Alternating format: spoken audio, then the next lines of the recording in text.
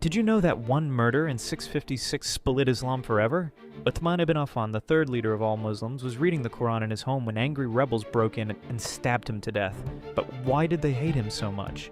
Uthman had given the best jobs to his own family members. He burned different versions of the Quran to make just one official copy.